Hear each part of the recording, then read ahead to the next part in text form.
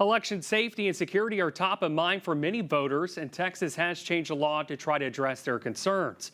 Mariah Condoff spoke with a local elections administrator as well as voters and shows us how the laws protect you and your ballot. So you went out to the polls today? You bet, you bet. More than 30,000 Smith County voters have cast their ballots since early voting began last week. Please come out and vote, because we do want to have every voter in Smith County actually come out and actually vote.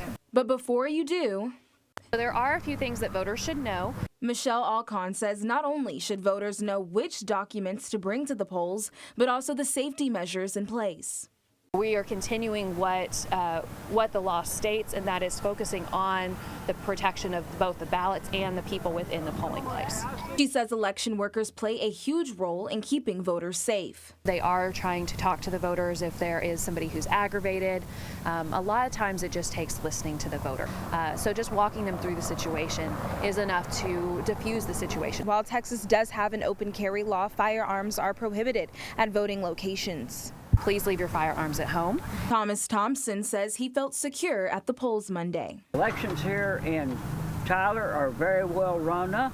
They're secure, and I would just encourage people to get out and vote. And when the ballot box fills up, votes are secured with the help of sheriff's deputies. All of those ballot transfers are happening in the presence of a member of the sheriff's office.